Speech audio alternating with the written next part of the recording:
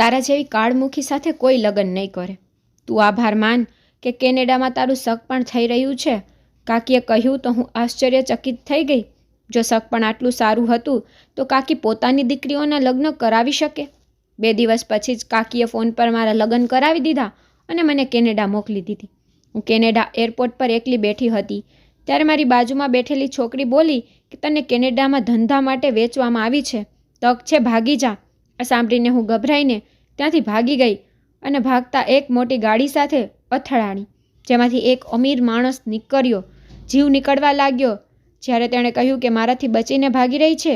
સોની છોકરી તને બહુ મોટી કિંમતમાં ખરીદી છે.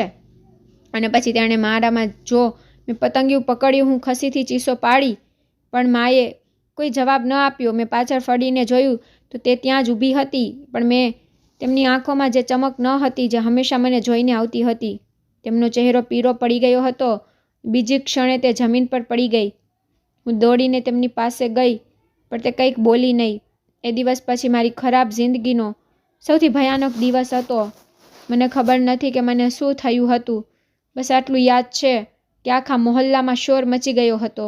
રડતી કડકતી સ્ત્રીઓ ભેગી થઈ ગઈ હતી અને હું હેરાન પરેશાન બધું જોઈ રહી હતી. પિતાજી ક્યાંક દૂર વિદેશ બીજા દેશમાં નોકરી કરતા હતા અને મારા માટે માં જ બધું હતી. છોકરીને લઈ જાવ, તેનો બાપ જ્યારે આવશે ત્યારે નિર્ણય કરશે, કોઈએ કહ્યું. અને હું કાકીના ઘરે ગઈ. કાકીનું ઘર મારા પોતાના ઘરથી બિલકુલ અલગ હતું. ત્યાં પ્રેમ ન હતો, માત્ર હુકમ અને મેણા હતા. કાકીનું વર્તન હંમેશા ઠંડુ રહેતું, જાણે હું કોઈ પારકી હોઉં. તેમની 2 દીકરીઓ અને એક દીકરો હતો જેના માટે દરેક સુખ સુવિધા હાજર હતી, પણ મને હંમેશા જૂની વસ્તુઓ આપવામાં આવતી. જમવામાં સૌથી છેલ્લી થાળી મળતી અને જો કોઈ મહેમાન આવી જાય તો મને કહ્યા વગર રૂમમાં ધકેલી દેવામાં આવતી. પપ્પાનો સાથ માત્ર ફોન કોલ સુધી જ સીમિત હતો. તે બસ એટલું જ પૂછતા કે બધું બરાબર જ છે ને, અને કાકી હંમેશા હા જવાબ આપતા. તેમને શું ખબર કે બરાબર હોવાનો અર્થ મારા માટે બદલાઈ ગયો હતો. હું કાકીના ઘરે રહેતી પણ મારા મનમાં હંમેશા એ સવાલ ઉઠતો કે પિતાજી મને લેવા કેમ ન આવ્યા. તે તો મને ખૂબ પ્રેમ કરતા હતા, તો તે મને છોડીને કેવી રીતે જઈ શકે. અને પછી એક દિવસ મેં વાત સાંભળી લીધી જે કદાચ મારે નહોતી સાંભળવી જોઈતી. રાતનો સમય હતો. કાકી અને તેમની નણંદ રસોડામાં વાતો કરી રહ્યા હતા. જ્યારે હું વાસણો મૂકવા ગઈ તો તેમની ગડગડાટ સંભળાઈ. બિચારી છોકરીને ખબર પડે નહીં કે તેનો બાપ ખતમ થઈ ગયો છે. કાકીની નણંદ બોલી તો મારા પગ ત્યાં જ જકડાઈ ગયા, જાણે કોઈએ હૃદયને મુઠ્ઠીમાં ચકડી લીધું હોય. બસ વધારે જીભ ના ચલાવો, જો તેને ખબર પડી ગઈ તો મોટી મુશ્કેલી થશે. કાકીએ ગુસ્સાથી મારા મગજે આ વાત માનવાની ના પાડી. પપ્પા ખતમ થઈ ગયા હતા અને મને જણાવ્યું પણ ન હતું. કેમ? શું હું તેમની દીકરી ન હતી? મારી આંખોમાં આંસુ સુખાઈ ગયા પણ મેં જીભ ન ખોલી. કાકીનું રહસ્ય સાંભળીને વધારે નબળી ન હતી બની શકતી. મારે ચૂપ રહેવું હતું કારણ કે હું જાણી ચૂકી હતી કે આ ઘરમાં મારા માટે કોઈ જગ્યા નથી બચી. હવે હું એ શાંત છોકરી બની ગઈ હતી જે બસ કાકીના હુકમ પર ચાલતી હતી. પણ પછી એક દિવસ કંઈક એવું થયું જેને મને સંપૂર્ણપણે તોડી નાખી. કાકીના દીકરા વંશનું વર્તન હંમેશા મારી સાથે વિચિત્ર રહ્યું. તે મારા પર મેણા મારતો, ક્યારેક મારી વસ્તુઓ છુપાવી દેતો, ક્યારેક એકલતામાં મને તાકતો. મેં પણ તેના પર વધારે ધ્યાન ન આપ્યું. પછી એક દિવસ તે મારી નજીક આવ્યો અને વિચિત્ર સ્વરમાં બોલ્યો, આ ઘર તારું નથી. જો અહીં રહેવું હોય તો મારી સાથે સંબંધ રાખ. અચાનક ત્યાં કાકી આવી ગયા. તેમને જોઈને મને લાગ્યું કે કદાચ તે મને બચાવશે. તેમને જોઈને હું રડવા લાગી. કાકી મને મહેણા મારતા બોલ્યા, બંધ કર આ નાટક વિશે. વંશે કંઈક પણ કર્યું નથી અને તું અહીં શોર મચાવી રહી છે. કાકીનો અવાજ ઝેરથી ભરેલો હતો. હું સદબદ થઈ ગઈ. કાકીએ વંશને કંઈ કહેવાને બદલે મને જ દોષી ઠેરવી. તે દિવસે મેં નક્કી કર્યું કે હવે મારે આગળમાં વધારે દિવસ નથી રહેવું. હું કોઈ પણ રીતે અહીંથી નીકળી જઈશ, નહીં તો આ લોકો મારું જીવન બરબાદ કરી દેશે. બાકીનું વર્તન અચાનક બદલાયું. જે હંમેશા મારાથી નફરત કરતી હતી હવે અચાનક મારા પર મહેરબાન થઈ ગઈ હતી. તે પોતાની દીકરીઓ કરતાં મને વધારે મહત્ત્વ આપવા લાગી. મને સારા કપડાં આપવામાં આવવા લાગ્યા. જમવામાં સારું જમવાનું મળવા લાગ્યું. પણ હું જાણતી હતી કે કોઈ તો હતું જે ખોટું હતું. પછી એક દિવસ કાકીએ મને પોતાના રૂમમાં બોલાવી. તેમના ચહેરા પર એક વિચિત્ર ખુશી હતી જેને હું સમજી શકી નહીં. કાકી મને મૂંઝવણમાં ડૂબેલી જોઈને બોલ્યા, અહીં આવ. શું તું જાણે છે કે મેં તને અહીં કેમ બોલાવી છે? હું ના સમજી. થી કાકી તરફ જોતી બોલી, નહીં કાકી, હું નથી જાણતી. કાકી ઉત્સાહિત સ્વરમાં બોલ્યા, મુબારક, તારું સગપણ નક્કી થઈ ગયું છે. હું હેરાન રહી ગઈ. સગપણ પર કોની સાથે? મેં ધડકતા હૃદય સાથે પૂછ્યું. કાકી મારી તરફ તીક્ષ્ણ નજરે જોયા અને બોલ્યા, વધારે સવાલ કરવાની જરૂર નથી. તારી કિસ્મત સારી છે કે કેનેડામાં તારા લગ્ન થઈ રહ્યા છે. બાકી તારા જેવી નિર્ધાર છોકરી સાથે તો અહીં પણ કોઈ લગ્ન કરવા તૈયાર ન થાત. મારી પરેશાની વધી ગઈ કે જો સંબંધ આટલો જ સારો હતો તો કાકીએ પોતાની દીકરીઓના લગ્ન ત્યાં કેમ ન કરાવ્યા? કંઈક ખોટું હતું, ચોક્કસ ખોટું હતું, પણ હું કંઈ કરી શકતી ન હતી. 2 દિવસ પછી મારો ફોન પણ લગ્ન કરાવી દેવામાં આવ્યા અને મને કેનેડા મોકલી દેવામાં આવી. ત્યાં જ મારી જિંદગીનું સૌથી મોટું જોખમ મારી રાહ જોઈ રહ્યું હતું. મને યાદ છે, જ્યારે હું એરપોર્ટ પર ઊભી હતી ત્યારે મારા હાથ ધ્રુજી રહ્યા હતા. એક અજાણી સફળ, એક અજાણું લક્ષ્ય અને એક એવો સંબંધ જેના વિશે મને કંઈ ખબર ન હતી. કાકીના ચહેરા પર બનાવટી સ્મિત હતું, જાણે તે પોતાની જીતની ઉજવણી કરી રહી હોય. તેમણે છેલ્લી વાર મારી તરફ જોયું અને કડક સ્વરમાં બોલ્યા, હવે કોઈ વાપસી નહીં. ત્યાં જઈને તમાશા ન કરતી. જે કહેવામાં આવે એ જ કરતી. મારી પાસે કોઈ રસ્તો ન હતો. હું શાંતિથી વિમાનમાં બેસી ગઈ. વિમાનમાં મારી આંખોમાં ઊંઘ ન હતી. અનેક વિચારોનું વાવાઝોડું હતું. મારા દિલોમાં શંકા ઉઠી રહી હતી. જો બધા બરાબર હતું તો કાકીએ પોતાની દીકરીઓને ત્યાં કેમ ન મોકલી? શું હું ખરેખર કોઈના લગ્નમાં છું કે આ બધું જૂઠું છે? આ સવાલ વારંવાર મારા મગજમાં હથોડીની જેમ વાગી રહ્યો હતો, પણ મારી પાસે આ સવાલનો કોઈ જવાબ ન હતો. થોડા કલાકો પછી વિમાને કેનેડાની ધરતીને સ્પર્શ કર્યો. મેં બારીમાંથી બહાર જોયું. આ શહેર ચમકી રહ્યું હતું. રોશન એમાં હતો, મોટા મોટા ટાવર, બધું સપના જેવું હતું. પણ મારા માટે આ એક સપનું ભયાનક હકીકતમાં બદલવાનું હતું. ઇમિગ્રેશન પછી મેં ચારે બાજુ નજર દોડાવી. બાકીએ કહ્યું કે મારો પતિ મને લેવા આવશે, પણ અહીં કોઈ પણ મારી તરફ ધ્યાન નહોતું આપી રહ્યું. હું કેટલો સમય પગલાં પાગલોની જેમ આમ તેમ જોતી રહી, પણ મને ત્યાં એવું કોઈ ન દેખાયું જે મારી રાહ જોઈ રહ્યું હોય. છેવટે એક બેન્ચ પર બેસી ગઈ. રાહ જોતા જોતા ઘણો સમય વીતી ગયો હતો. ત્યારે મારી બાજુમાં બેઠેલી એક છોકરીએ ગળગળ્યો, તને ખબર પણ છે કે તને અહીં કેમ મોકલવામાં આવી છે? મેં હેરાન થઈને એ છોકરી તરફ જોયું અને કહ્યું, શું મતલબ? મારો અવાજ ધ્રુજી રહ્યો હતો. એણે મેણા ભર્યા હસીને કહ્યું, શું ખરેખર તું નથી જાણતી કે તું અહીં શા માટે આવી છે? કે પછી તું પણ એ છોકરીઓ જેવી જ છે જેને ચમકદાર સપના બતાવીને અહીં લાવવામાં આવે છે અને પછી ધંધો કરવા માટે વેચી દેવામાં આવે છે? એક ક્ષણ માટે જાણે મારું હૃદય ધબકવાનું ભૂલી ગયું. આ જૂઠ છે. હું અવિશ્વાસથી બળી. જો વિશ્વાસ ન આવતો હોય તો તારા પતિને ફોન કરીને જોઈ લે. જો કોઈ પતિ હોય તો આનાથી આગળ મારામાં સાંભળવાની હિંમત ન હતી. હું બોલી, ભગવાનના લીધે ચૂપ થઈ જાઓ. મેં જલ્દીથી મારા બેગમાંથી ફોન કાઢ્યો જે કાકીએ મને આવતી વખતે આપ્યો હતો અને ધ્રુજતા હાથે નંબર જોડ્યો. કાકીનો નંબર બંધ બતાવી રહ્યો હતો. મેં નંબર ડાયલ કર્યો જે લગ્ન વખતે આપવામાં આવ્યો હતો, પણ એ પણ બંધ હતો. મારા પગ નીચેથી જમીન સળકી ગઈ. હું શૂન્ય હાથ મગાજ સાથે વિચારવા લાગી કે આ બધું મારી સાથે જ કેમ થઈ રહ્યું છે? શું કરવું, ક્યાં જાઉં? મને કંઈ સમજાતું નહોતું. બસ મારી પાસે એક જ રસ્તો હતો કે ત્યાંથી ભાગી જાઉં. મેં મારી બેગ ઉપાડી અને એરપોર્ટની બહાર નીકળી ગઈ. મારી ચારે બાજુ અજાણ્યા લોકો હતા. મોટી મોટી ગાડીઓ, ઊંચી ઊંચી ઇમારતો, વ્યસ્ત રસ્તાઓ, પણ એ બધામાં મને કોઈ પોતાનું દેખાતું ન હતું. મારે અહીં ન રોકાવું જોઈએ. મારા મગજે એક જ વાત કહી અને હું આંધળી દોડ મૂકીને ભાગવા લાગી. મારા પગ જમીન પર નહીં, હવામાં હતા. હું બસ આગળ વધી રહી હતી, જોયા વગર, વિચારવા વગર, અને પછી એક જોરદાર ઝટકો લાગ્યો. હું કોઈ ગાડી સાથે અથડાઈ ગઈ. ચમકતી મોંઘી ગાડી જેની બ્રેક ચીસો પાડતી અટકી. મારા શ્વાસ રૂંધાઈ ગયા અને હું જમીન પર પડી ગઈ. એક ઝાટકા સાથે ગાડીનો દરવાજો ખુલ્યો અને એક માણસ બહાર નીકળ્યો. ઊંચો કદ, કિંમતી સૂટ, ચહેરા પર અભિમાની ઝલક. તે ધીમે ધીમે મારી તરફ વધ્યો અને હું ડરના માર્યા પાછળ હટવા લાગી. પછી તેણે એક વિચિત્ર વાત કહી. મારાથી બચીને ભાગી રહી છે? સોની છોકરી, તને બહુ મોટી કિંમતમાં ખરીદી છે. મારા મગજે જાણે કામ કરવાનું બંધ કરી દીધું. થોડીક ક્ષણો માટે તો મને લાગ્યું કે તે મને કોઈ ખોટી છોકરી સમજીને આ બધું કહી રહ્યો છે. જેમ તેમ તે મારી નજીક આવી રહ્યો હતો. મારા હૃદયના ધબકારા કાબુ બહાર થઈ રહ્યા હતા. મારાથી બે બચીને ભાગી રહી છે. છોકરી, તને બહુ મોટી કિંમતમાં ખરીદી છે. આ વાક્ય મારા કાનમાં ઝેર બનીને ઉતર્યું. મેં ગભરાઈને માણસ તરફ જોયું. આ માણસ કોણ હતો અને તેણે મને કેમ ખરીદી? હું નિષ્પ્રાણ થઈ ગઈ. જાણે મારામાંથી બધો જીવ નીકળી ગયો હોય. મેં પાછળ હટવાનો નિષ્ફળ પ્રયાસ કર્યો, પણ મારો પગ લપસી ગયો અને હું ફરીથી જમીન પર પડી ગઈ. આ બધું મને કોઈ ભયાનક સપના જેવું લાગી રહ્યું હતું કે હું હમણાં જ જાગી જઈશ. મેં પોતાને ખાતરી કરવાનો પ્રયાસ કર્યો, પણ વાસ્તવિકતા મારી સામે ઊભી હતી.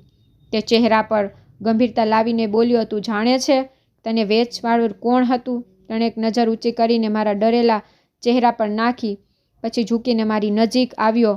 હું તેને જોઈને ભયાનક રીતે ગભરાઈ ગઈ હતી. પાછળ હટતા બોલી, મને અડશો નહીં. મારો અવાજ ધ્રુજી રહ્યો હતો. મારી આવી હાલત જોઈને તે હસ્યો, જેમાં અભિમાન ભરેલું હતું. અડવું તને લાગે છે કે મેં તને એમ જ ખરીદી લીધી? તું હજી સુધી નથી જાણતી કે તને વેચનાર કોણ હતું. મેરા હાથ પગ શૂન્ય થઈ ગયા. મેં ખાતરી કરવા માંગી કે આખરે મને વેચનાર કોણ છે, પણ મારા શબ્દો મારા સાથ નહોતા આપી રહ્યા. તે જાણે મારા ગળામાં જ અટકી ગયા હતા. હું બોલી, કોણ? મારો અવાજ ગડગડાટથી વધારે ન હતો. તે હસી બોલ્યો, એ જ જે તને સૌથી વધુ વહાલો હતો. મારા કાનમાં જાણે ધડાકો થયો. આ જૂઠ છે. હું ચીસો પાડી, પણ તેની આંખોમાં જે સચ્ચાઈ હતી તે મારા અસ્તિત્વમાં આગની જેમ ફેલાઈ ગઈ. તેના પરિણામની પાકી ખાતરી આપી રહી હતી કે તે જૂઠું નથી બોલી રહ્યો. શું કાકીએ મને ખરેખર વેચી દીધી? મારી આંખોમાં આંસુ હતા. મેં પોતાને માનવાના ઘણા પ્રયત્નો કર્યા કે કદાચ તે જૂઠું બોલી રહ્યો છે. કદાચ કાકી મારી સાથે દગો નથી કર્યો, પણ હકીકત એ હતી. હવે હું લાચાર અને બેસહારા એક એવા દેશમાં હતી જે મને કોઈ ઓળખતું ન હતું અને હું કોઈને ઓળખતી ન હતી, અને મારી પાસે પાછા ફરવાનો કોઈ રસ્તો ન હતો. હું વિનંતી કરતા બોલી, મને જવા દો. એ માણસ સીધો ઊભો થઈ ગયો અને વ્યાયાગાત્મક હસ્યો. જઈ શકે છે? બસ આટલું કહી દે. ક્યાં જઈશ? કોઈ છે જે તને અપનાવશે? પૈસા છે તારી પાસે? ઓળખ કાર્ડ, વિઝા? મારા શ્વાસ રૂંધાવા લાગ્યા. તે સાચું જ તો કહી રહ્યો હતો. મારી પાસે કંઈ ન હતું, તો પછી હું કેવી રીતે પાછા જવાનું વિચાર શકતી હતી? એ માણસ થોડી ક્ષણો માટે મને જોતો રહ્યો, પછી પોતાના કોટના ખિસ્સામાં હાથ નાખ્યો અને કાર્ડ કાઢીને મારી તરફ ફેંક્યું. હું આશ્ચર્યચકિત થઈને તેની તરફ જોઈ રહી હતી. તે ઠંડા સ્વરમાં બોલ્યો, આ મારું સરનામું છે. જો જીવવું હોય તો અહીં આવી જાજે, નહીં તો તારી સાથે જે કંઈ થશે તેની જવાબદાર તું પોતે હોઈશ. મેં કાર્ડને જમીન પર પડતું જોયું અને મારી આંખોમાં લાચારીના આંસુ આવી ગયા, કારણ કે જીવન મારા માટે મુશ્કેલીથી મુશ્કેલતર થતું જઈ રહ્યું હતું. મારા પોતાના લોકોએ જ મને પારકાઓના હાથમાં વેચી દીધી હતી. આટલો મોટો દગો મળવાથી હું દુઃખથી ભાંગી પડી હતી. એ માણસ જવા માટે ફર્યો, પછી એક ક્ષણ માટે રોકાયો અને એક સરસરી નજર મારા પર નાખીને ગાડીમાં બેસીને ચાલ્યો ગયો. પણ જતાં જતાં તે મને એક એવી વાસ્તવિકતામાં ધકેલી ગયો જેના તે હું પણ બહાર નીકળી શકતી ન હતી. હું વેચાઈ ચૂકી હતી અને હું જાણતી ન હતી કે મારી સાથે શું થવાનું છે અને જીવન મારી સાથે શું રમત રમવાનું છે. મારી નજર એક કાર્ડ પર સ્થિર હતી જે જમીન પર પડ્યું હતું. તેના પર સોનેરી શબ્દોમાં એક નામ લખેલું હતું, હર્ષદ શાહ. આ માણસ કોણ હતો અને તેણે મને શા માટે ખરીદી? મારા હાથ આપોઆપે કાર્ડ તરફ વધ્યા, પણ પછી મેં પોતાને રોકી લીધા. હું તેની પાસે કેવી રીતે જઈ શકતી હતી? તેને તો પોતે જ કહ્યું હતું કે તેણે મને ખરીદી છે. મારા પગ બેહોશીમાં ચાલવા લાગ્યા. કેનેડાના રોશન રસ્તાઓ, ઊંચી ઇમારતો અને આસપાસથી પસાર થતા લોકો, બધું જ મારી નજર સામે ધૂંધળું થઈ રહ્યું હતું. મારે અહીં નથી રહેવું. હું પાછી જતી રહીશ, પરંતુ ક્યાં? કોની પાસે? અચાનક કાકીનો ચહેરો મગજમાં આવ્યો તો શરીરમાં ગુસ્સા અને ડરનું મોજું દોડી ગયું. આ બધું તેને કર્યું હતું. તેને મને વેચી દીધી. જો હું પાછી જતી પણ રહું તો શું તે મને જીવતી છોડશે? અને મારી પાસે પાછા ફરવાનું ભાડું ક્યાંથી આવશે? મારો પાસપોર્ટ, મારું ઓળખ કાર્ડ, મારી પાસે કંઈ નહોતું. દરેક સવાલ મને વધુ ઊંડા અંધકારમાં ધકેલી રહ્યો હતો. મને યાદ નથી કે હું કેટલો સમય મારી હોશ ગુમાવીને ચાલતી રહી. ચાલતા ચાલતા જ્યારે પગ જવાબ આપવા લાગ્યા ત્યારે હું થાકીને એક પાર્કના ખૂણામાં બેસી ગઈ અને ખાલી નજરોથી ત્યાં હાજર લોકોને જોવા લાગી. તેમને જોઈને એવું લાગી રહ્યું હતું જાણે તેમના જીવનમાં કોઈ દુઃખ કે તકલીફ ન હોય. સાંજનો પડછાયો ઢળવા લાગ્યો. પસાર થતા સમય સાથે ભૂખની તીવ્રતા વધવા લાગી, પરંતુ મારી પાસે કંઈ ન હતું. ન ખાવાના પૈસા, ન તો પીવાની જગ્યા. મારી બાજુની બેન્ચ પર એક પરિવાર બેઠો હતો જે ખુશીથી જમી રહ્યો હતો. તેમને જોઈને મારી ભૂખ વધી ગઈ, પણ હું શું કરી શકતી હતી? હે ભગવાન, હું શું કરું? મેં લાચારીથી આકાશ તરફ જોયું, જાણે મને વિશ્વાસ હોય કે કોઈને કોઈ મારી મદદ માટે જરૂર આવશે.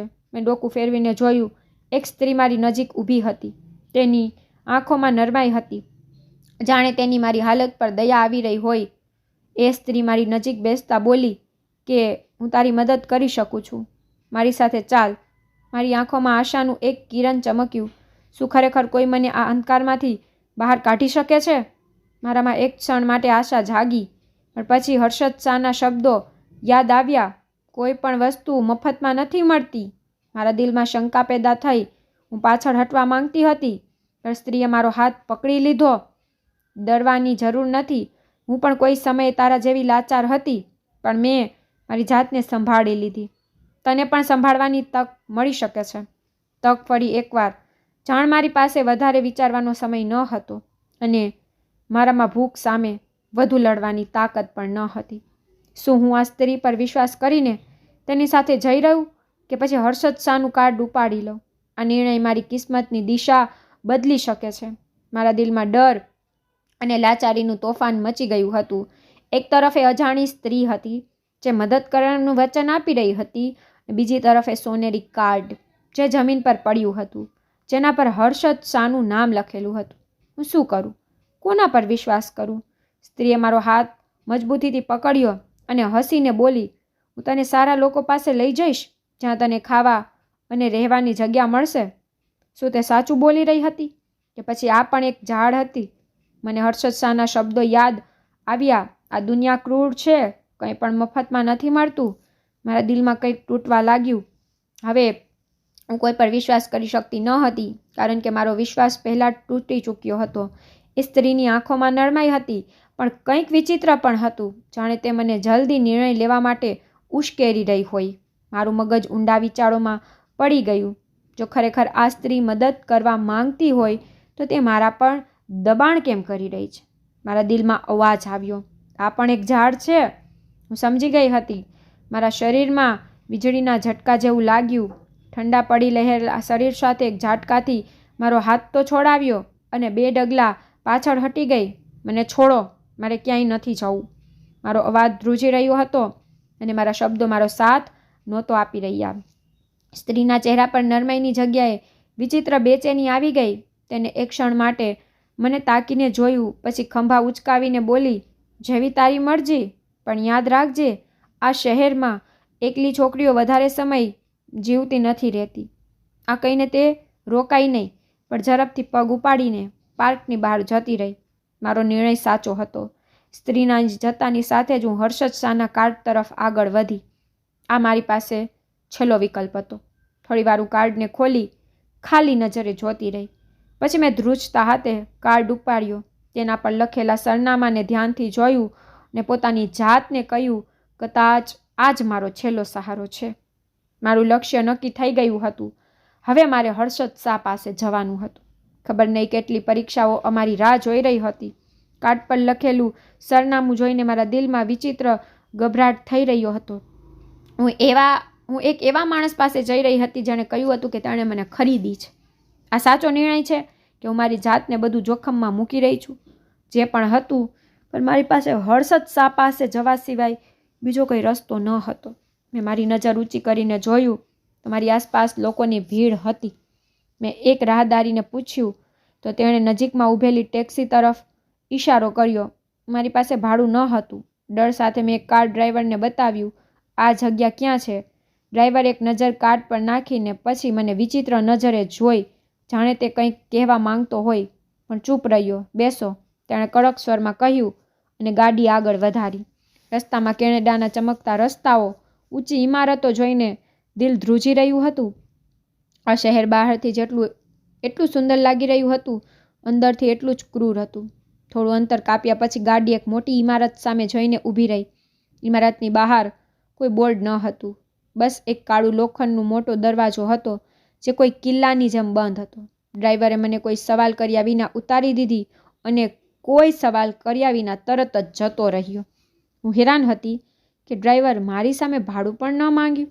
મારા પગ નીચેથી જમીન સરકી ગઈ, કારણ કે આજે જગ્યા બિલકુલ એવી ન હતી જેવી મેં વિચારી હતી. આ કોઈ હોટલ કે ઘર ન હતું, પણ કોઈ કિલ્લા જેવું લાગી રહ્યું હતું, જ્યાં અંદર શું થઈ રહ્યું હતું બહારના લોકોને કોઈ ખબર ન હતી. મારી હિંમત જવાબ આપવા લાગી અને મારા પગ લથડવા લાગ્યા કે જો આ એક ઝાડ હોય તો જો હું અહીં ગઈ કદાચ ક્યારેય પાછી નહીં ફરી શકું. પણ પછી મેં મારી પાછળ ખાલી રસ્તા પર નજર રાખી, જ્યાંથી ભાગી પણ નહોતી શકતી, કારણ કે મારી પાસે બીજો કોઈ રસ્તો ન હતો. મેં ધ્રુજતા હાથે દરવાજા પર લાગેલી ઘંટડી વગાડી. થોડી ક્ષણો પછી એક વૃદ્ધ માણસ બહાર આવ્યો. તે મને ઉપરથી નીચે સુધી જોવા લાગ્યો અને બોલ્યો, સર, હર્ષદ શાહ તમારી રાહ જોઈ રહ્યા છે. આ સાંભળીને મારું દિલ ધડકી ગયું. રાહ જોઈ રહ્યા છે એટલે તેને પહેલેથી જ ખબર હતી કે હું અહીં જરૂર આવીશ. મારો શ્વાસ અનિયમિત થઈ રહ્યા હતા. જેવી હું અંદર દાખલ થઈ, એક વિચિત્ર શાંતિ, મારી આંસુઓ શ્વાસ ફેલાઈ ગયા. સામે એક વિશાળ અને ભવ્ય હોલ હતો, જેની છત પર લાગેલા ઝુમરનો પ્રકાશ આંખોને આંજી રહ્યો હતો. જમીન પર પથરાયેલી ચટાઈઓ એટલી નરમ હતી કે મને મારા પગનો ભાર અનુભવાતો ન હતો. આ કોઈ સામાન્ય જગ્યા નહોતી. અહીં કોઈ મોટી રમત રમાઈ રહી છે જે મારી આંખોથી છુપાયેલી છે. મારી સમજણ જવાબ આપી રહી હતી, પણ મારી પાસે પાછા ફરવાનો કોઈ રસ્તો ન હતો. કોરિડોરના અંતે એક મોટો દરવાજો હતો. નોકરે દરવાજો ખોલ્યો અને મારા અંદર જતાની સાથે જ પાછળથી બંધ કરી દીધો. મારું દિલ ગળામાં આવી ગયું. સામે એક વિશાળ ઓરડો હતો અને ઓરડાની વચ્ચે એક સુંદર, પ્રભાવશાળી ખુરશી પર હર્ષદ શાહ બેઠો હતો. તે બિલકુલ એવો જ હતો જેવો મેં વિચાર્યો હતો, અથવા કદાચ તેનાથી પણ વધુ કપટી. ઊંડી આંખો, ચહેરા પર હળવાદી દાઢી અને વર્તન એવું જાણે બધું તેના કાબૂમાં હોય. આખરે તું આવી ગઈ? તેનો અવાજ ગુંજ્યો, જાણે તેને ખાતરી હતી કે હું અહીં આવીશ. મારા પગ ત્યાં જ થંભી ગયા. તે પોતાના ગર્જના જેવા અવાજમાં બોલ્યો, બેસો. તેણે એક સોફા પર તરફ ઇશારો કર્યો. ઢોર અને ભાઈના માર્યા હું મારા હાથના મસળવા લાગી. મેં ધીમેથી ગળગળ્યું, બેસી જાઓ. શું હું અહીં મહેમાન છું કે કેદી? પણ મેં બીજો કોઈ રસ્તો ન જોતા શાંતિથી સોફા પર બેસવાનું નક્કી કર્યું. મારા મગજમાં હજારો સવાલ હતા. મેં હિંમત કરીને સીધો સવાલ કર્યો, તમે કહ્યું હતું કે તમે મને ખરીદી છે. આખરે કેમ? મારે શું કરવું પડશે? હર્ષદ શાહ હસ્યા. તેના હાસ્યમાં વિચિત્ર ભયાનકતા હતી, જે મને ડરાવી રહી હતી. તે બોલ્યા, તારે કંઈ નથી કરવાનું, બસ મારા હુકુમની રાહ જોવાની છે. મારા રૂવાણા ઊભા થઈ ગયા. તમારો શું મતલબ છે? કોઈ વસ્તુ નથી જે તમે ખરીદી શકો? હું ગુસ્સાથી બોલી. હર્ષદ શાહ ખુરશીથી ઊભો થઈને મારી તરફ પગલાં વધાર્યા તો મારા શ્વાસ મારા ગળામાં ઝટકી ગયા. તે મારા નજીક આવીને ઝૂકીને બોલ્યો, તને લાગે છે કે મેં પૈસા વેડફી નાખ્યા છે? નહીં સોની છોકરી, તું કિંમતી વસ્તુ છે અને હું તને વેડફવા નહીં દઉં. મારા દિલમાં ડરનું મોજું દોડી ગયું. માણસ કોણ છે? મારો તેની સાથે શું સંબંધ છે? અને મને ખરીદવા પાછળ આખરે તેનો હેતુ શું છે? આ બધી વાતો મને જિજ્ઞાસામાં ડૂબાડી રહી હતી, પણ મારા આ તમામ સવાલોનો મારી પાસે કોઈ જવાબ ન હતો. હર્ષદ શાહના શબ્દો વારંવાર મારા કાનમાં ગુંજી રહ્યા હતા. મારી કરોડરજ્જુમાં કંપાળી દોડી ગઈ. મેં ધ્રુજતા હાથે સોફા પરની પકડ મજબૂત કરી દીધી. બધું શું થઈ રહ્યું છે? મને અહીં કેમ લાવવામાં આવી છે? હર્ષદ શાહ પોતાની ખુરશી પર પાછો બેસી ગયો. તેની આંખોમાં એ જ રહસ્યમય ચમક હતી જે મને પહેલી જ વાર દેખાઈ હતી. હર્ષદ શાહ મને ડરેલી જોઈને બોલ્યો, ડરવાની જરૂર નથી. હું તને નુકસાન નહીં પહોંચાડું જ્યાં સુધી તું પોતે કોઈ ભૂલ ન કરી. મેં મારી આસપાસ નજર દોડાવી. હા, આવો કોઈ મહેલથી ઓછો ન હતો, પણ બારીઓ પર ભારે પડદા અને દરવાજા ઉપર મજબૂત સ્પષ્ટ કરી રહ્યા હતા કે અહીંથી નીકળવું મુશ્કેલ નહીં પણ અશક્ય પણ છે. આ ઓરડામાં મારી હાજરી મને એવો અહેસાસ કરાવી રહી હતી કે હું એક કેરી છું. મારું દિલ ધબકવાનું બંધ કરી દીધું. મેં મારી ગભરાટ પર કાબૂ મેળવતા કહ્યું, હું અહીં નથી રહી શકતી. મારે પાછા જવું છે. સાંભળીને હર્ષદ શાહનું સ્મિત વધુ ઊંડું થઈ ગયું. તે મારી તરફ જોતા બોલ્યો, પાછા ક્યાં જઈશ? તારી પાસે કોઈ રસ્તો નથી, ના કોઈ ઠેકાણું છે. તને તો તારા પોતાના સ્વજનોએ વેચી દીધી. તો શું તે દંભ્યોની વાસ્તીમાં જવા માંગે છે, જ્યાં તારી લાગણીઓ અને તારા જذ્બાતોની કોઈ કદર નથી? મારી આંખોમાં આંસુ આવી ગયા. સાચું હતું, પણ એ સ્વીકારવા નહોતી માંગતી કે મારા પોતાના લોકોએ મને દગો દીધો અને કોઈ એવા વ્યક્તિના હાથમાં વેચી દીધી જેને હું ઓળખતી પણ નથી. હું બોલી, તમે મને કેદ નહીં રાખી શકો. હું ગુસ્સાથી ચીસો પાડી. હર્ષદ શાહ ખંભા ઉચકાવ્યા, જાણે કોઈ મોટી વાત ન હોય. કેદી હું તને કેદ નથી કરી રહ્યો, બસ તારા માટે દરવાજા બંધ કરી રહ્યો છું. આખરે મને અહીં કેમ રાખવામાં આવી રહી છે? તો તમે મને ખરીદી છે તો હેતુ શું છે? મેં ધડકતા હૃદય સાથે પૂછ્યું. હર્ષદ શાહે ઊંડો શ્વાસ લીધો, જાણે તે કંઈક વિચારી રહ્યો હોય. પછી તેણે વાક્ય કહ્યું જેણે મારા પગ નીચેથી જમીન સરકાવી દીધી. તે બોલ્યો, તને હજી નથી ખબર, પણ તું મારી સૌથી મોટી નબળાઈ છે. નબળાઈ? અને હું મારું મગજ શૂન્ય થઈ ગયું. આ બધું મારી સાથે શું થઈ રહ્યું છે? હું કેવી રીતે કોઈ એવા વ્યક્તિ માટે કિંમતી બની ગઈ જેને હું ઓળખતી પણ નથી? હર્ષદ શાહની છેલ્લી વાત મારા મગજમાં ભૂકંપ લાવી ગઈ હતી. તું મારી સૌથી મોટી નબળાઈ છે. હું વિચારમાં ડૂબી ગઈ કે આ વ્યક્તિ આખરે શું કહી રહ્યો છે. હું તેના માટે શું મહત્વ ધરાવું છું? મારા શ્વાસ તેજ થઈ ગયા.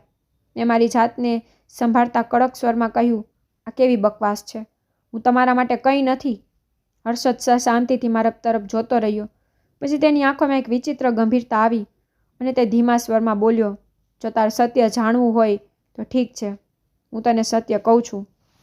હર્ષદ શાહે ગ્લાસમાં પાણી રેડ્યું અને ઘૂંટ ભર્યો અને પછી મારી આંખમાં જોઈને બોલ્યા, આ પહેલી વાર નથી જ્યારે આપણે મળ્યા છીએ.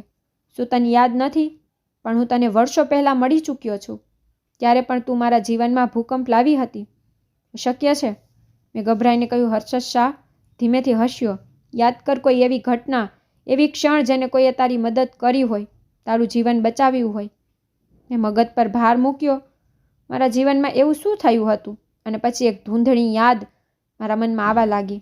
હું બોલી, મને કંઈ યાદ નથી. મારામાં બેચેની વધી જઈ રહી હતી. હર્ષદ શાહ થોડી ક્ષણો માટે મને જોતો રહ્યો, જાણે તે કંઈક તોડી રહ્યો હોય. પછી તે ધીમેથી બોલ્યો, રિપલ, તારા પર એક દેણું છે. કેવું દેણું? મેં ચોંકીને પૂછ્યું. હર્ષદ શાહે ઊંડો શ્વાસ લીધો અને જાણે ભૂતકાળની બારી ખોલી. તેને મારી તરફ મોઢું ફેરવ્યું. તેની આંખોમાં એ જ ભયાનકતા ચમકવા લાગી. ડિમ્પલ, તું જાણે છે કે તની ખરીદનાર હું નહીં, પણ બીજું કોઈ છે. મને આશ્ચર્યનો જોરદાર આંચકો લાગ્યો. હર્ષદ શાહની વાત પર વિશ્વાસ કરવો મારા માટે ખૂબ મુશ્કેલ હતો. હું બોલી, જો મને બીજા કોઈએ ખરીદી છે તો હું અહીં તમારી પાસે શું કરી રહી છું? અને તમે મને કેમ બચાવી? અને હું કેવી રીતે માની લઉં કે તમે કોઈ ફાયદા અને કોઈ લાલચ વગર બચાવી છે?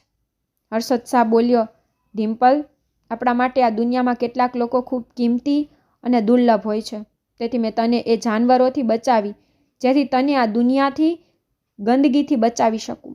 મારા શ્વાસ થોડી ક્ષણો માટે થંભી ગયા. હર્ષદ શાહ, તમે મને બચાવી રહ્યા છો કે મને કેદ કરી રહ્યા છો? એ થોડી ક્ષણો માટે શાંત રહ્યો. પછી તેના હોઠ પર એક રહસ્યમય સ્મિત આવ્યું. તે બોલ્યો, આ તારા પર નિર્ભર છે કે તું તેને કેવી રીતે જુએ છે. હર્ષદ શાહની વાતોએ મને વધુ મૂંઝાવી દીધી હતી. એ તને એ જાનવરોથી બચાવી છે. આ કેવો મજાક છે? મેં પોતાની જાતને સવાલ કર્યો. શું ખરેખર કોઈ જોખમમાં હતી કે આ બધું હર્ષદ શાહનો પોતાનો વિચાર હતો? મેં મારી જાતને સંભાળતા ઊંડો શ્વાસ લીધો અને કડક સ્વરમાં બોલી, અને તમે ખરેખર મને બચાવવા માંગો છો તો તમે મને જવા દો. હર્ષદ શાહ મારી તરફ જોયું અને પછી ધીમેથી બોલ્યો, શું તું જવા માંગે છે? મેં તરત જ કહ્યું કે હા. હર્ષદ શાહ બોલ્યો, હું તને જવા નહીં રોકું, પણ એટલું કહી દે કે તું ક્યાં જઈશ. આ સવાલો મારા દિલ પર એક ફટકો માર્યો. હર્ષદ શાહ, આ સવાલનો મારી પાસે કોઈ જવાબ ન હતો. મારી પાસે કોઈ જગ્યા નહોતી. હું ક્યાં જઈ શકતી હતી? હર્ષદ શાહે જાણે મારી અંદરની મથામણને પારખી લીધી હતી. તે હસીને બોલ્યો, આજે તો ફરક છે. તને હજી સુધી એ નથી સમજાયું કે તને કઈ વસ્તુથી બચવા માટે મેં આ બધું કર્યું છે. મેં મારી જાતને મજબૂત કરતા કહ્યું, શું મતલબ? શું તમે કહેવા માંગો છો કે મને હજી પણ કોઈ ખતરો છે? હર્ષદ શાહ ઊંડો શ્વાસ લીધો અને કહ્યું, તારા કાકા કાકી કોણ છે? તને તેમના વિશે શું ખબર છે? હું ચોંકી ગઈ. કાકા કાકી તે તો મારા પિતાના સંબંધીઓ છે અને તેમના રોજ મારું પાલન પોષણ કર્યું છે. જ્યારે મારા માતા પિતાનું અવસાન થયું, હર્ષદ સાહેબે વ્યંગાત્મક સ્મિત સાથે માથું હલાવ્યું. ખરેખર કે પછી તેઓ એ લોકો છે જેમણે તને વેચી દીધી? મારા હૃદયના ધબકારા થંભી ગયા. તને લાગે છે કે તેઓ તારા લોહીના સંબંધો છે? બિલકુલ નહીં. તેઓ તારા પોતાના નથી અને જો હું ન હોત તો તું આજે ક્યાં હોત તેનો તને અંદાજ પણ નથી. તમારો શું મતલબ છે? મેં ધ્રુજતા અવાજે પૂછ્યું. હર્ષદ શાહ મારી નજીક આવ્યો. તેની નજર મારી આંખોમાં સ્થિર થઈ ગઈ. શું તે ક્યારેય વિચાર્યું કે તેઓ તને કોઈ સામાન્ય માણસને નહોતા વેચી શકતા? હું શ્વાસ રોકીને તેને જોતી રહી.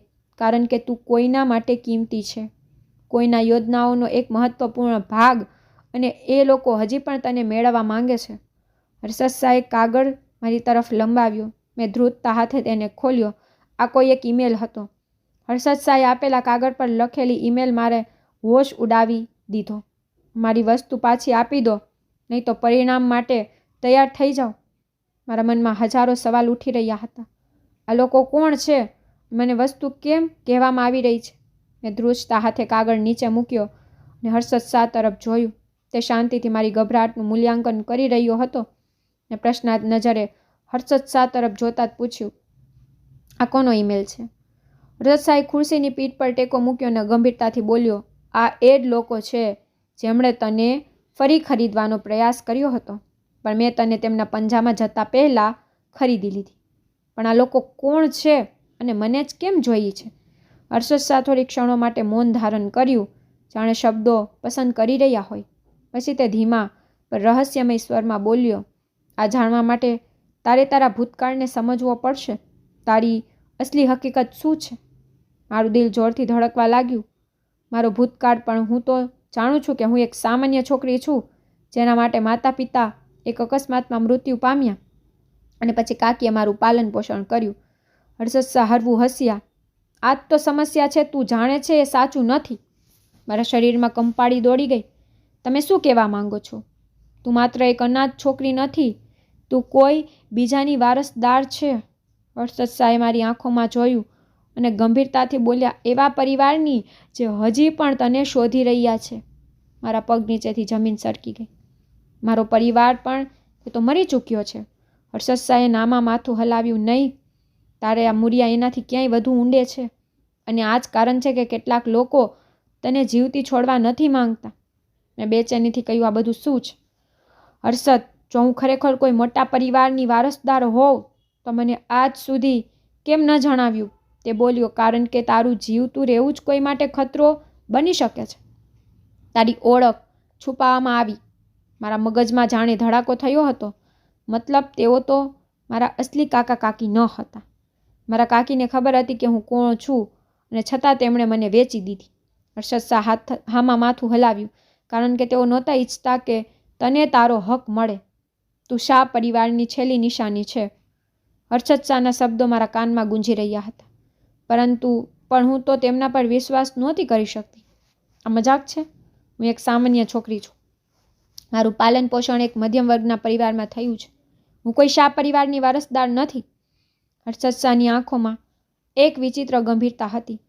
તે ખુરશી પરથી ઊભો થયો અને મારી નજીક આવીને બોલ્યો, તારા માતા પિતાએ મહત્વપૂર્ણ લોકો ન હતા જેમને તું જાણતી હતી, પણ તેઓ શાહ પરિવારના સભ્યો હતા જેમને એક મોટા ષડયંત્ર હેઠળ રસ્તામાંથી હટાવી દેવામાં આવ્યા હતા. મારો શ્વાસ રૂંધાવા લાગ્યો. આ શાહ પરિવાર કોણ છે? મેં તો ક્યારેય તેના વિશે સાંભળ્યું પણ નથી. મારામાં ભૂતકાળની વધુ વાસ્તવિકતાઓ જાણવાની હિંમત ન હતી. હર્ષદ શાહ બોલ્યા, તું ખૂબ નાની હતી જ્યારે તને તારા માતા પિતાથી અલગ કરી દેવામાં આવી હતી. તારા માતા પિતા અંતિમ શ્વાસ સુધી તારા માટે તડપતા રહ્યા. તેમના ગયા પછી તું નથી જાણતી કે મેં તને ક્યાં ક્યાં નથી શોધી, પણ જ્યાં સુધી હું તને શોધું ત્યાં સુધી તને ખૂબ દૂર, એટલે કે અહીં કેનેડા મોકલી દેવામાં આવી. મારી આંખો આશ્ચર્યથી પોરી થઈ ગઈ. શું એક એવો વ્યક્તિ જેના વિશે હું જાણતી પણ નથી તે મારા વિશે આટલી માહિતી રાખે છે? હું આ વિશ્વાસની સ્થિતિમાં બેઠી હતી.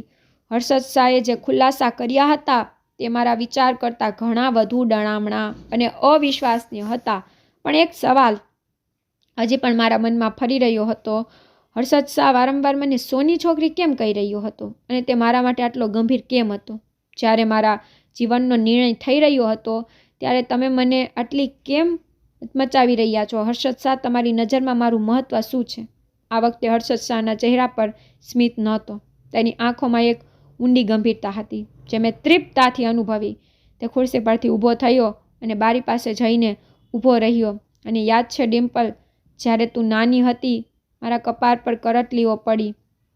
શું મતલબ?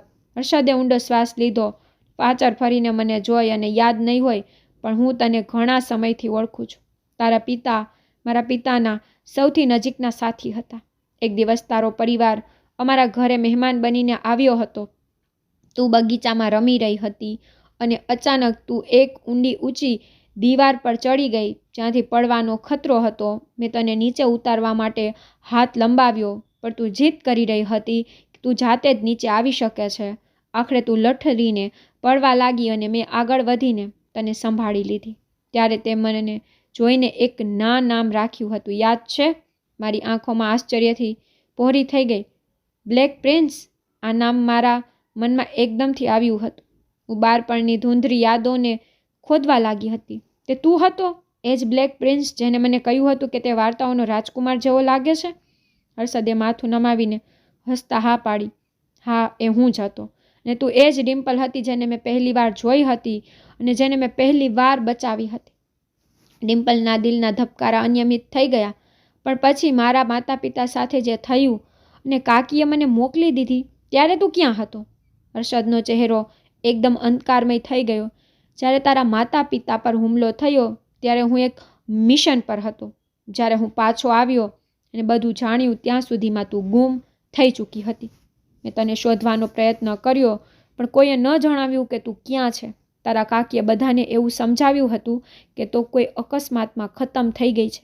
બેબીની આંખોએ કહ્યું. અને પછી મેં મારી બધી તાકાત, સંપત્તિ અને સમય એક જ વસ્તુ પર લગાવી દીધો, તને શોધવા પર. મેં વર્ષો પછી તારો પતો કેનેડામાં મેળવ્યો. મને ખબર કે તને વેચી દેવામાં આવી છે. અને જ્યારે તું એરપોર્ટ પર ડરેલી ઊભી હતી ત્યારે મેં તને મારી તરફ ખેંચી લીધી કારણ કે હું ફરીથી તને ગુમાવવા નહોતો માંગતો. ડિમ્પલની આંખોમાંથી આંસુ વહી નીકળ્યા. તો તમે મને ખરીદી ન હતી, તમે મને બચાવી હતી. હર્ષદે ધીમેથી કહ્યું, તને બચાવવા માટે મારે જે કરવું પડ્યું તે મેં કર્યું. મેં ધીમેથી પગલાં વધાર્યા અને હર્ષદની નજીક જઈને ઊભી રહી. હર્ષદે તેની તરફ જોઈને ધીમેથી બોલ્યો, આ તારો નિર્ણય છે પણ યાદ રાખજે, હું હંમેશા તારી સાથે રહીશ. જેમ વર્ષો પહેલાં તને પડતી બચાવી હતી, આજે પણ તને પડવા નહીં દો. મેં એક ક્ષણ વિચાર્યું અને પછી હસીને કહ્યું, જો મારો બ્લેક પ્રિન્સ મારી સાથે છે તો હું કોઈથી નથી ડરતી. હર્ષદ મારા હાથ પકડતા બોલ્યો, ડિમ્પલ, હવે આ હાથ તારા હાથોથી ક્યારેય અલગ નહીં થાય. મેં ધીમેથી મારો હાથ ખેંચવાનો પ્રયાસ કર્યો પણ હર્ષદે મજબૂતીથી પકડી રાખ્યો. મેં જીવનમાં ઘણું ગુમાવ્યું છે, ઉપર પણ તને ફરીથી ગુમાવવાની હિંમત નથી. મારી આંખોમાં આંસુ આવી ગયા. તો પછી મને આ કેમ છેતરી? હર્ષદે હસતા હસતા મારા આંસુ લૂછ્યા. કારણ કે હું જાણવા માંગતો હતો કે જો તને બધું ખબર ન હોય તો પણ તું મારી સાથે રહેવા માંગે છે કે નહીં. મારી પાપડો ધ્રુજવા લાગી. હર્ષદે ધીમેથી મારા ચહેરા પર હાથ મૂક્યો અને ગડબડ, તને લાગે છે કે હું તને માત્ર એક સોદો સમજું છું? નહીં ડિમ્પલ, તું મારો પહેલો અને છેલ્લો પ્રેમ છે. મારું દિલ ઝડપથી ધડકવા લાગ્યું. હું હર્ષદની આંખોમાં જોઈ રહી હતી જ્યાંની સંપત્તિની ચમક હતી ન અભિમાન, બસ પ્રેમ હતો. એ જ પ્રેમ જે કદાચ વર્ષો પહેલાં એક નાનકડી બાળકીએ એક બ્લેક પ્રિન્સની આંખોમાં જોયો હતો. તો પછી આગળ શું? હર્ષદે ધીમેથી હસતા મારો હાથ પોતાના હૃદય પર મૂક્યો. આગળ તારી મરજી. જો તું કહે તો હું તને આઝાદ કરી દઉં, પણ જો તું કહે તો હું તારી સાથે એક એવી દુનિયા વસાવી દઉં જ્યાં તને કોઈ ડર ન હોય. મેં એક ક્ષણ માટે વિચાર્યું. ધીમેથી બોલી, જો હું તમારી સાથે રહેવામાં આવું તો? હર્ષદની આંખોમાં એક ચમક ઊભી થઈ. તેણે ધીમેથી મને પોતાની નજીક કરી અને પ્રેમભરી અવાજમાં પૂછ્યું, હું તને ક્યારેય નહીં છોડું સોની છોકરી, ક્યારેય નહીં. તો મિત્રો, આ વાર્તા તમને કેવી લાગી કોમેન્ટ કરીને જરૂરથી જણાવજો.